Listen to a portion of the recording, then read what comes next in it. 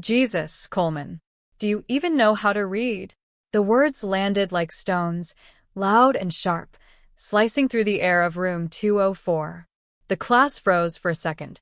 Then came the laughter, sharp, gleeful, merciless. Derek stood there in front of 30 students, eyes darting down to the book in his hands, his mouth slightly open, trying to process what had just been said. Mr. Hargrove didn't stop. He never did. I mean, this is ninth grade level English. We're not talking Shakespeare. We're talking about a short story written for children. And you're just, what? Struggling to pronounce the word symbolism. He exaggerated the syllables as if Derek were deaf. Symbolism. Got it. The class erupted again. Not everyone laughed. Some just looked away, uncomfortable. But no one said anything. They never did. Derek slowly closed the book and sat down. His desk felt colder than usual. His throat tightened, his ears buzzed. He wished the floor would open and pull him in. He could feel the heat in his cheeks, shame crawling up his neck like fire ants. But he said nothing. He never said anything. Mr. Hargrove turned back to the whiteboard with a smirk. Let's move on before we all lose brain cells. Derek didn't hear the rest of the lesson. His eyes stayed on his notebook, where the lines blurred and trembled. The words written earlier, fragments of a poem he drafted before class, looked childish now. Worthless. The bell finally rang. Students packed up quickly, chatting, laughing, the moment already fading from their memories. But for Derek, it was a new scar. As he collected his things, a voice to his left whispered just loud enough for him to hear. Don't forget your crayons next time, Derek. It was Jake Pennington. Always Jake. Blonde, popular, baseball captain, Hargrove's favorite. He smirked like he was doing Derek a favor just by acknowledging him. Derek said nothing, shoved his books into his backpack, and left the room as fast as he could without running. In the hallway, noise surrounded him. Slamming lockers, footsteps, conversations. But all he heard was Hargrove's voice, echoing. You seem stupid sometimes. That word. Stupid. It wasn't the first time. It wouldn't be the last. He walked past the cafeteria without stopping. He never ate lunch there. Too crowded, too loud, too many eyes. Instead, he slipped into the stairwell near the janitor's closet, his usual hiding place during breaks. He sat on the cold steps and pulled out his worn notebook. Pages filled with stories half-ex. Finished poems, drawings he didn't show anyone. Here, his mind was quiet. Safe. He opened to a clean page. A boy sits in a room full of laughter. But he is not laughing. They don't know that inside him, there are oceans. He paused, then slowly began to write again. Angela Coleman came home past 9, exhausted from her second hospital shift. Her scrubs smelled of antiseptic and tiredness. She kicked off her shoes, dropped her bag by the couch, and immediately looked toward the kitchen. Derek was at the table, bent over his homework. You eat? She asked, rubbing her eyes. He nodded, barely lifting his head. Angela walked over, kissed the top of his head, then sat down across from him. You okay? Derek hesitated. Yeah. She stared at him. What happened at school today? Nothing. Angela knew better. She'd raised him alone since he was 2. She knew the difference between quiet and wounded, but she also knew when not to push. Instead, she stood up, went to the fridge, and pulled out leftovers. You know, she said casually, warming up a plate in the microwave, I got called stupid in high school once. Geometry class. I froze on a test, couldn't remember a formula, and the teacher said I'd never make it to college. Derek looked up, surprised. Bet she felt real stupid herself when I passed my nursing boards, Angela added with a smile. He gave a tiny smile back. She sat beside him and handed over the plate. People like to put you in a box when they don't understand you, baby. Don't let them seal it shut. He nodded, though he didn't fully understand. Not yet. The next morning, room 204 felt colder. Hargrove began class with his usual sarcasm. Before we dive into metaphor and mood, which I'm sure will be a real struggle for some of you, let's revisit yesterday's reading. Derek tensed in his seat. Pennington, Hargrove said. What did the river represent in the story? Jake straightened proudly. It represented, change and transformation. Exactly. Good. Hargrove turned, chalk in hand. Now, let's give someone else a shot. Coleman, what did the falling leaves represent in the second scene? The room grew silent. Derek's mouth opened slightly, but he couldn't form the answer. He knew it. He knew it. He'd written a whole paragraph about it last night. But now, with everyone watching, the words were gone. Hargrove waited 2 seconds too long before snorting. You did read the story, right? I did, Derek said quietly. Then what's the problem? This isn't rocket science. I just need a second. Hargrove raised his hands theatrically. Oh, a second. Everyone, hold your breaths. Coleman needs a moment to remember what falling leaves might symbolize. Let's hope it comes to him before spring. Laughter again. Louder this time. Derek's hand clenched under the desk. He felt something sharp, a broken pencil tip, pressing into his palm. He welcomed the sting. It was real. It distracted him from the burning in his chest. Hargrove sighed. Sit down, Coleman. Someone else? Anyone with a functioning brain? Derek lowered his head and didn't speak again for the rest of the class. That afternoon, he wandered the halls long after the final bell rang. He didn't want to go home. He didn't want to face his notebook. For the first time in months, writing felt like a joke, like pretending. He ended up near the East Wing, where the old library sat untouched by most students. Dusty shelves, yellow lighting, silence. It was like walking into a different world. Behind the circulation desk sat an older woman with a stack of returned books. White hair tied in a loose bun, thick glasses on a chain around her neck, a soft cardigan draped over her shoulders. She looked up. Lost? She asked kindly. Derek hesitated. No. Just looking around. She nodded. You're welcome to stay. I'm Mrs. Grant, librarian, keeper of forgotten books and old stories. He gave a shy nod. I'm Derek. She studied him for a moment. 9th grade. Yeah. Well, Derek, if you like to read, I've got a poetry collection that might change your life. He raised an eyebrow. She smiled. Langston Hughes. Ever heard of him? He shook his head. She walked to a shelf, pulled out a thin, worn book, and handed it to him. Give this a try. Read it like you're listening to a song, not like a test. He sat at a corner table and opened the book. The words flowed differently. Softer. Sharper. Like they were talking to him. Half an hour passed before he realized he hadn't thought about Hargrove once. Mrs. Grant walked by again. You look like you've got stories inside you, she said. He glanced up. You ever write? A little. She smiled. You should keep doing it. You've got something rare, a quiet fire. Derek looked down, embarrassed. My teacher says I sound stupid. Mrs. Grant's smile faded. She knelt beside him, her voice low but firm. Don't you ever let someone else's ignorance define your intelligence. Ever. His eyes stung unexpectedly. She patted his hand gently. Promise me you'll write something tonight. He nodded. As he walked home that evening, Langston Hughes' words echoed in his mind. I, too, sing America.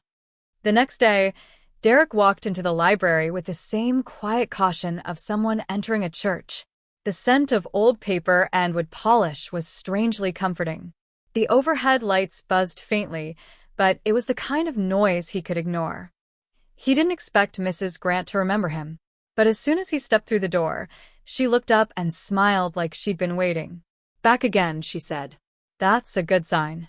Derek offered a small nod and clutched his backpack tighter. Did you read any more? She asked. He pulled out the Langston Hughes collection, now dog-eared and filled with tiny pencil marks along the margins. Twice, he said. She raised her eyebrows. Well now, that's more than most adults do in a year. Derek smiled for real then, small, quick, but real. Mrs. Grant motioned toward the back table, where a reading lamp cast a warm pool of light. Go ahead, make that your spot. It's yours until graduation. For the first time at Jefferson High, Derek felt claimed. Not mocked. Not tolerated. Claimed. That afternoon, between paragraphs of reading and scribbled notes, he took out his notebook and began to write. Not because it was an assignment, not because someone expected it, but because something in his chest needed to be let out. The words didn't come out perfect. Some were misspelled. Others scratched out. But they were honest. Raw. He wrote about the silence after laughter. About the sound of shame. About the way teachers could make or break you without ever touching you. About trying to speak and failing, not because you didn't know the answer, but because the words just wouldn't line up right in your mouth. Mrs. Grant passed by once, glanced at the notebook, but didn't comment. She never hovered. She never corrected. Only once, as she passed again, she said softly, "Whatever it is, put it on the page. You don't have to fix the world out loud." The next week passed in a strange rhythm. Days full of quiet torment, followed by afternoons of refuge. In class, Hargrove continued his campaign of sarcasm and thinly veiled ridicule. "Let's have someone else read this time," he'd say, eyes flicking toward Derek. "We don't have all day." Other times, he would single him out in group assignments. "Pennington, you're with Coleman. Consider it community service." The laughter always followed. Derek endured it in silence, not because he didn't feel it, but because he didn't know how to fight it. Words failed him in those moments. But in his notebook, he was unstoppable. He wrote at night, by the dull kitchen light, while his mother slept. He wrote during lunch, hidden behind the lockers near the gym. And every day, after the final bell, he returned to the library and gave Mrs. Grant another page. Sometimes poetry, sometimes short stories. Once, a monologue from the point of view of a student lost in his own mind during class. She read them all. "You know," she said one afternoon, "there's a regional writing contest for high school students. Winners get published. Some even get scholarships." Derek looked up, startled. "Me? Why not you?" He opened his mouth, then closed it. Finally, he said, "People like me don't win those things." Mrs. Grant leaned forward. "Derek, people like you should be the ones writing the stories. Because you actually have something to say." He stared at the blank lines in his notebook. "But what if I mess it up? What if it's not good?" She smiled gently. "What if it is?" He didn't say yes. But he didn't say no either. That night, he began writing something different. Not just a poem. Not just a scene. A story. One about a boy who couldn't read out loud without the letters sliding around like water, who was laughed at and ignored, but who had a secret world made of words no one else could see. He poured himself into it. 3 days later, he handed it to Mrs. Grant with trembling fingers. She read it slowly, silently. When she finished, she looked up. "This," she said, "is the kind of story that changes people." And then, as if it were the most natural thing in the world, she said, "I'm submitting it. Under a pen name. Just initials, if you prefer." Derek hesitated. "Okay," he said finally. D.A. Coleman. "Derek Alexander?" she asked. He shook his head. "Angela. My mom's name." Mrs. Grant blinked, then nodded. "Perfect." While the story made its quiet journey to the judges, life at Jefferson High rolled on unchanged. Hargrove kept mocking. Students kept laughing. Even Jake Pennington had new material. "Hey, Derek, write a story about a kid who reads like a 5-year-old." Derek didn't flinch anymore. He just kept writing. 3 weeks passed, then 4. On a gray Monday morning, as he walked into the library, Mrs. Grant was already waiting by the front desk, holding a printed letter. Her eyes were shiny. "You won," she said, handing it over. "First place." Derek stared at the paper, then back at her. "No way. They picked your story out of over 300 submissions. You're going to be published in the regional anthology. There's a ceremony in Raleigh next month." And she smiled wider. "They want to meet you." His throat tightened. "But I used a fake name." "I told them the truth yesterday." They were shocked. Pleasantly shocked. Derek held the letter like it might disappear. "Is this real?" Mrs. Grant nodded. "It's as real as the nonsense Hargrove says. Just better written." He laughed then. It was soft, but real. Later that day, during English, Hargrove launched into another of his monologues about how some students never rise to expectations. He gestured toward a paper Derek had turned in. See this? Barely legible. Incomplete sentences. You'll never pass college English writing like this. Derek stared at the floor. What Hargrove didn't know was that same morning, Mrs. Grant had called his mother at work and told her the news. Angela had cried in the staff room. What Hargrove didn't know was that Derek had a second letter in his backpack, a handwritten note from one of the contest judges, saying his story had the emotional clarity of a seasoned writer. What Hargrove didn't know was that the student he humiliated daily had just been invited to speak at a statewide youth literature event. And still, Derek didn't say a word. Not yet. Because now he was saving his words. He kept writing. More stories. More poems. Some with rage. Others with grace. Each page made him a little stronger. His notebook grew thicker. Mrs. Grant gave him more books. They talked about character arcs and themes. She taught him how to write dialogue that sounded like real people, how to revise without losing his voice. In late November, he submitted another piece, a letter, framed as fiction, from a boy to a teacher who'd made him feel small. It was raw. Beautiful. Angry. Mrs. Grant said nothing at first. Then quietly, This might be your best yet. 2 days later, he was invited to join a winter writing workshop in New York. It was a long shot, expensive, far away. But Mrs. Grant reached out to the organizers, told them his story. They offered him a full scholarship. Angela cried again. And still at school no one knew. He was still invisible, still called stupid. Until the day everything changed.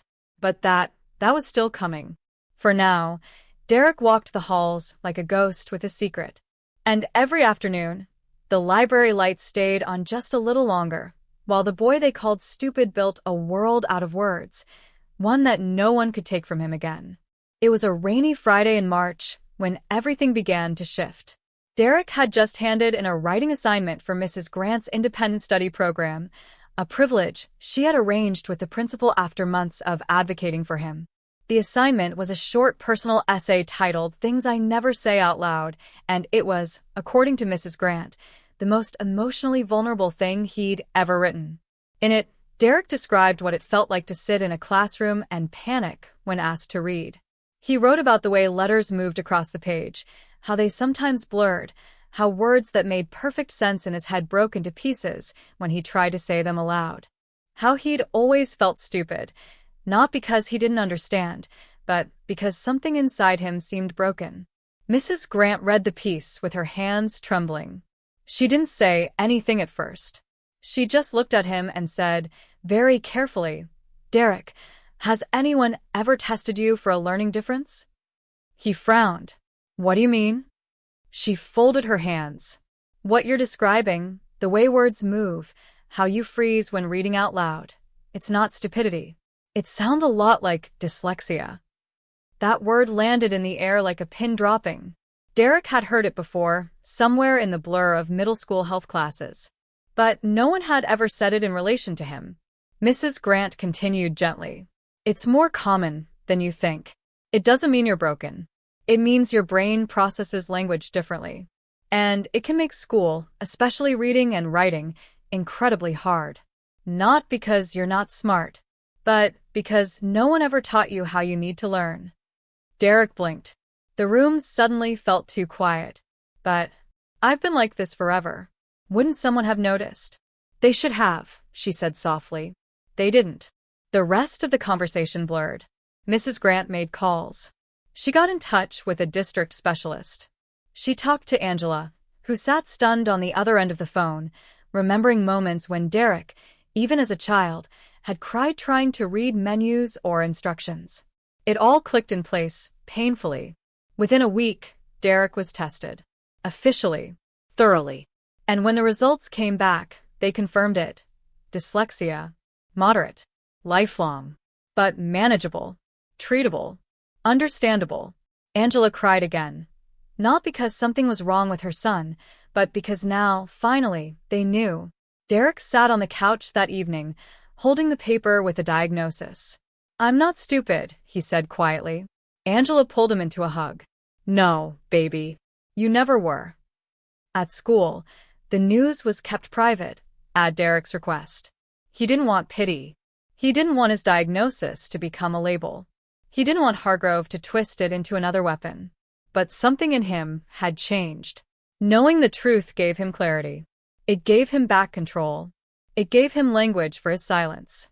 Mrs. Grant helped him adjust. She found writing tools, dictation software, spell check programs, voice memos.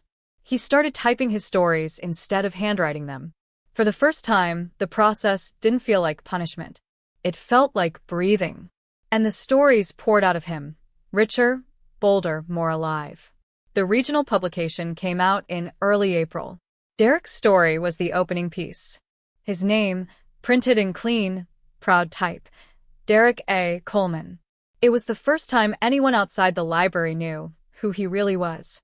A few days later, the director of the National Young Authors Association contacted Jefferson High's administration with a formal announcement. One of their students had been selected as a finalist for the Young Author of the Year award. The school buzzed. Teachers whispered. Students speculated. Flyers went up. The finalist's name was kept secret, as per the awards tradition. The reveal would take place during the annual school awards ceremony.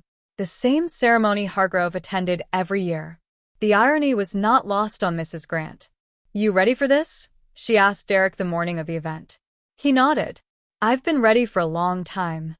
Angela helped him get dressed that evening. She'd taken the night off, wore her best blouse, and ironed his only blazer. You look like someone important, she said, adjusting his collar. Derek smiled. I feel like someone real. The school auditorium was packed. Parents filled the seats. Students squirmed in rows. Teachers lined the walls. Mr. Hargrove sat front and center, flipping through the program. He didn't know. Not yet. But he'd find out. The principal took the stage. There were speeches, music, a choir performance. Awards for science fairs, math competitions, sports. Then came the final announcement. And now, said the principal, the moment we've all been waiting for.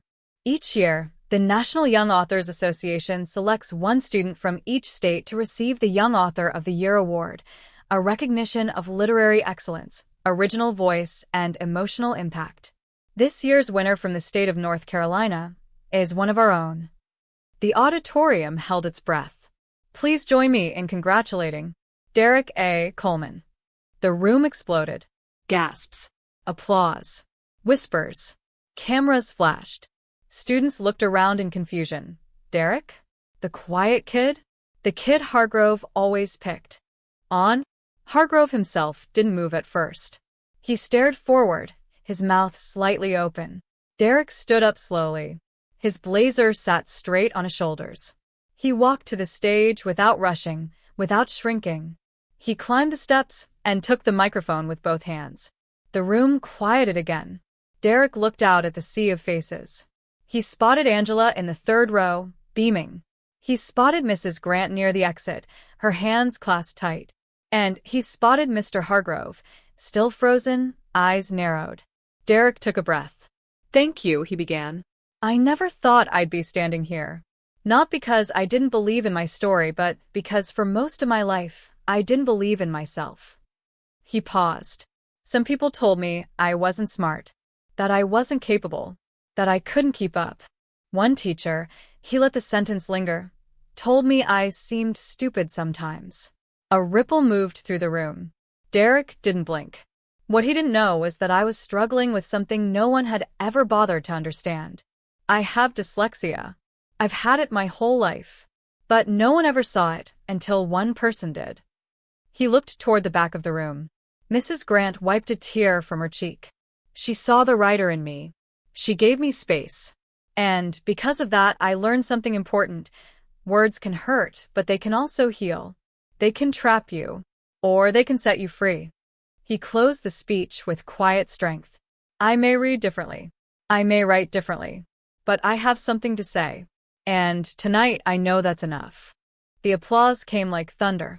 Standing ovation. Angela cried openly. Mrs. Grant's hands shook.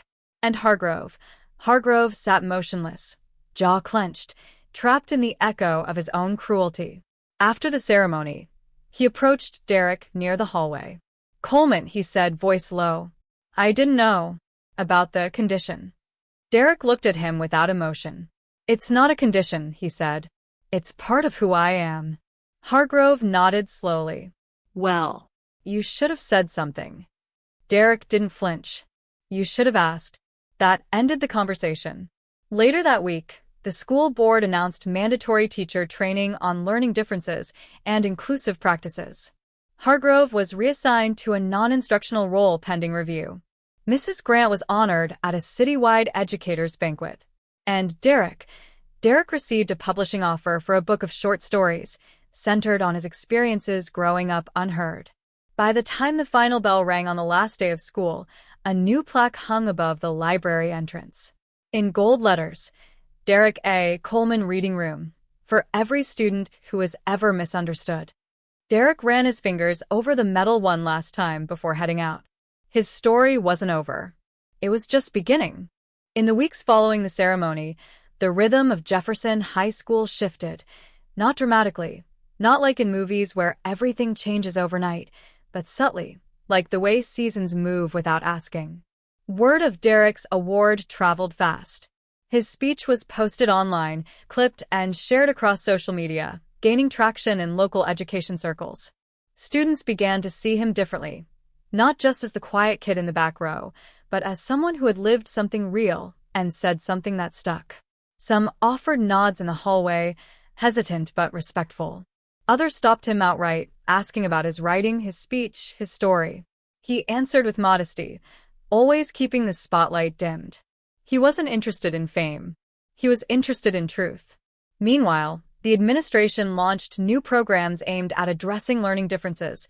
Optional workshops turned into mandatory training sessions. Flyers began appearing around school.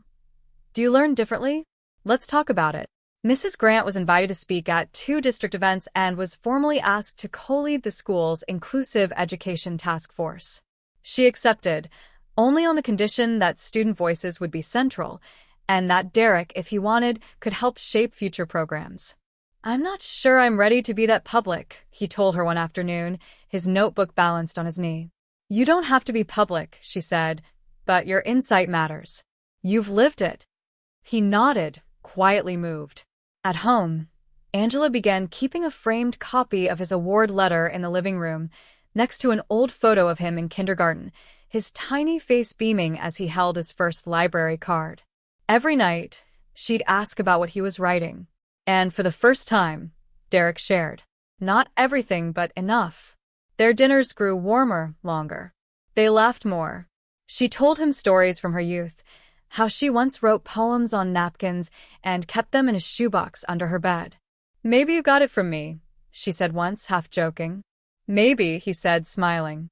But not everything changed so smoothly. There were still awkward glances. Hargrove's name was still on the staff directory, though he hadn't been seen since the week after the ceremony. Some teachers whispered about due process, others about retirement. Derek didn't care much for the outcome. He didn't need punishment to feel whole. He'd already reclaimed what was taken. Still, the memories lingered. One afternoon, weeks later, he returned to room 204, empty now, silent. He stood near the front row, the place where he'd once tried to read out loud, where laughter had poured over him like acid. He looked around slowly, then pulled out a small folded piece of paper from his pocket, a quote he'd copied down from Langston Hughes. "Hold fast to dreams, for if dreams die, life is a broken-winged bird that cannot fly." He left the note on the teacher's desk and walked out without looking back. At school, whispers began about the next award season. Counselors asked if Derek would submit another piece. Editors from small youth magazines reached out. One teacher from a nearby school even requested permission to share his speech with her students. Mrs. Grant delivered the news with quiet pride, always letting Derek choose how much to accept, how much to decline. "You don't owe your story to everyone," she reminded him once. "But when you do choose to tell it your way." He did. Carefully. Selectively. Through fiction mostly.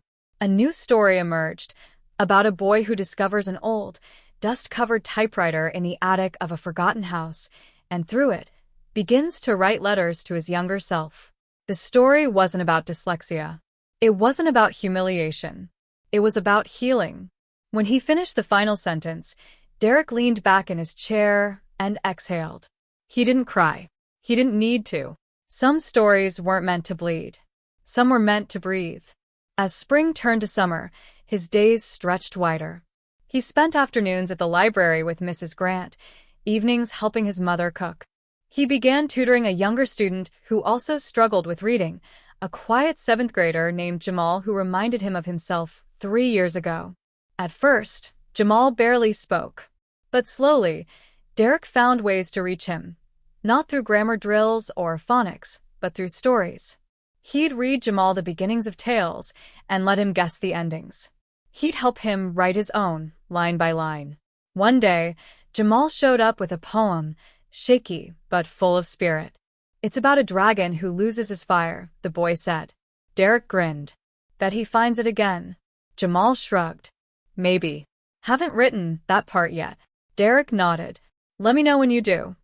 In those moments, he felt something that no award could give him, not pride, but purpose.